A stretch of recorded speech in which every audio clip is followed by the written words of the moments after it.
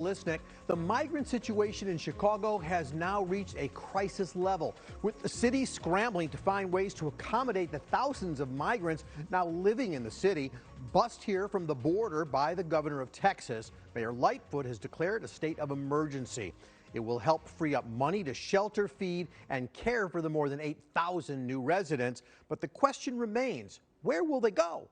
Many are scattered across the city right now, housed in police stations and vacant warehouses. There are efforts to move hundreds to a shuttered high school in South Shore, but that has some aldermen and residents up in arms, arguing the city should care for its tax-paying residents first before spending money on newly arrived migrants.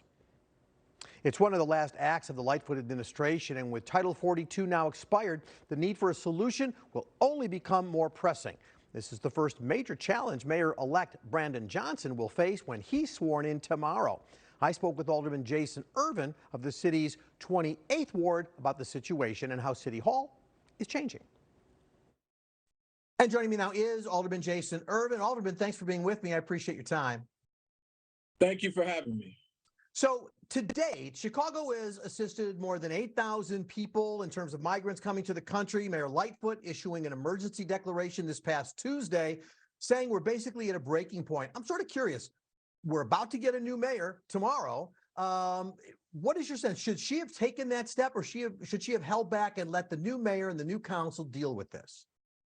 Well, I think one challenge is that we are at a very as you said, the breaking point at the tipping scale. So I do think that taking the action today does make sense. I know there's been some coordination between the two camps. So I know this is something that, may be a little peculiar given that it is in the final days of the administration.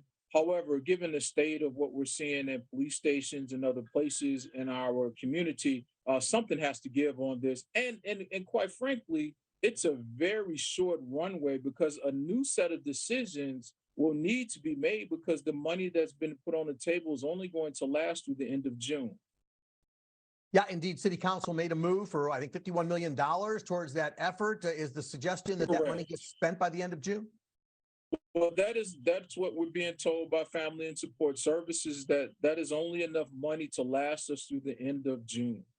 I'm going to talk a little bit more about that with you in a minute, but let me go to the first part of your answer, the notion that we've got migrants in police stations and, schools, wherever we can find places apparently to house them. Your colleague, Alderman Maria Hadden, she said, let's use McCormick Place. Let's use Navy Pier.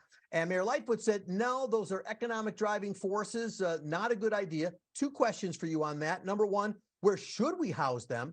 Recognizing that they need more than a place to sleep. You've got to have showers. You've got to have bathrooms, food. You got to be humane. That is true. And so part of that is trying to centralize everyone to one place where you can provide services, where you can do all of the things that you just spoke of and do it in a more cost-effective manner. And I would favor a single place for that to happen, because when you start spreading people out, you still have to feed those individuals. It's easier to feed 1,000 people at one time than do 10 feedings of 100 all across the city. It's easier to provide health care to people in one setting than sending them all over the city. It's easier to provide them with the services that they need for legal assistance, social services in one location coordinated than having this go all over the city. And I think that at some point we will have to evaluate, and I think that's what this next 45-day period will allow us to do, to make some evaluations, to also look to see if, for example, if we need to bring in National Guard resources, because standing up a hospital, standing up all of these different things is something that other units of government are more prepared to do than we are. We're doing the best that we can, given the situation that we have and the resources that we have. By the way, just to button this up, do you favor McCormick Place, Navy Pier, places like that because it brings more people in one place? I do favor places where we can do everything in one place. Now, if it's McCormick Place, Navy Pier, I think we have to discuss that. There may be some other options in that conversation. Maybe one of the armories that sit in either Humboldt Park or Washington Park, or maybe a large stand-up facility in one of our park districts. There are some options that we need to explore in relation to this. in order to make it make sense for the most people and be most cost effective. Because again, we're taking money out of our reserves in order to do this because we're not at the same time trying to reduce services to anybody else to make this happen. So, so we have to come up with a solution that's cost effective, that's humane, and that gets the job done. What do you say to people who are Chicagoans, homeless, or people who live in long neglected neighborhoods who say, look, we understand the migrant problem, but what about us? We ought to be coming first.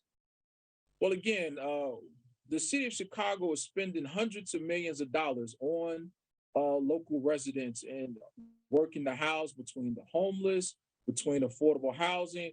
We're spending a boatload of money on our local residents. And do we need to do more? Yes. And that's what one of the things that Mayor Johnson ran upon was to do more to help our indigenous population and our citizens in the various neighborhoods throughout the city. But at the same time, we're also a welcoming city. And with that, we have to make sure that we're providing for those that are coming. And these, again, are individuals seeking asylum coming from places that are very challenged. And I do understand the argument being made for what we should do here and what we should do for them. I think we are a strong enough city to do both.